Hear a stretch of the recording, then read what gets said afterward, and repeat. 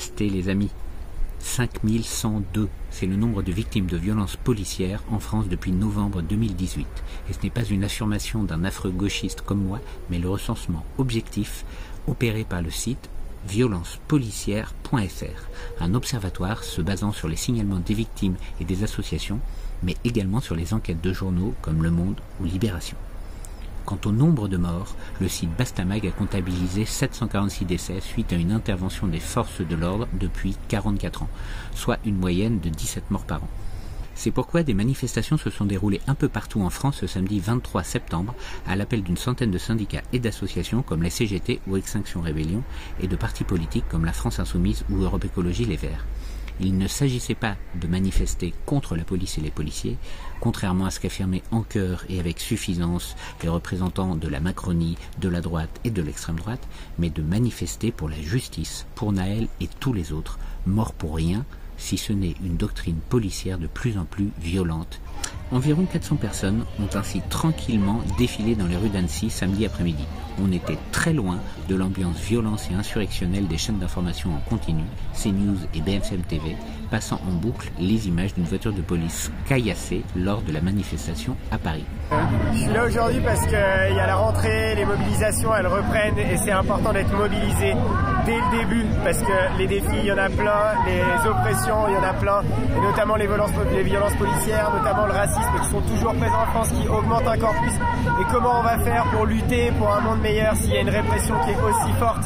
Et encore ici on est à Annecy, on a de la chance, on le fait surtout en solidarité avec les banlieues qui eux doivent supporter une répression qui est permanente et qui est affligeante. La manif était bien et on est là aujourd'hui pour défendre les libertés démocratiques, le droit syndical et contre la violence d'État qui a été mise en œuvre notamment pour des réformes des retraites. On n'a quand même jamais vu se déchaîner à ce point l'État contre des gens qui manifestaient pacifiquement pour le respect de leurs droits. Les forces de l'ordre, comme l'ensemble de nos services publics, souffrent depuis bien trop longtemps d'une instrumentalisation permanente du pouvoir politique, leur demandant toujours plus avec toujours moins de moyens. Samedi, il ne s'agissait pas de manifester contre les policiers, mais contre la doctrine actuelle et l'instrumentalisation des forces de l'ordre faisant augmenter dangereusement le degré de violence dans notre pays. Ce sur fond d'ascension de l'extrême droite et de ses discours racistes et factieux sur lesquels la droite dite républicaine et la majorité s'alignent aujourd'hui dans une faillite éthique et idéologique grave. Voilà notamment ce que s'est permis de déclarer le député macroniste d'Annecy, Antoine Armand, au lendemain de la manifestation. Vraiment abasourdi, c'est quand je vois une partie de la gauche anti-républicaine qui n'arrive pas à condamner ces violences. Pourquoi? Par LFI notamment, par clientélisme électoral malheureusement. On est arrivé à un stade de la société et du débat politique où LFI n'est pas capable de condamner des violences contre les représentants de la loi. On peut lui répondre que la majorité actuelle n'arrive même pas à condamner les violences policières alors que des instances comme les Nations Unies s'en inquiètent à l'étranger. On peut donc continuer ainsi le dialogue de sourds en se renvoyant la balle, tandis que la famille Le Pen se frotte les mains. Ou alors on peut se mettre autour d'une table et convenir qu'il y a un problème de montée de la violence et de la doctrine de maintien de l'ordre en France qui nécessite surtout de redonner les moyens à tous les agents des services publics de notre pays afin de faire correctement leur travail.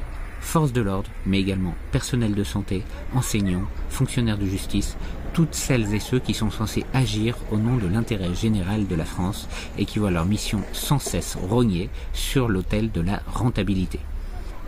Tant que l'on cherchera des boucs émissaires comme les étrangers, surtout lorsqu'ils sont musulmans ou présupposés l'être, au lieu de regarder la réalité en face, et notamment la clochardisation programmée de nos services publics pour les offrir en pâture aux grands groupes privés, on régressera collectivement au profit du pire, en l'occurrence l'extrême droite.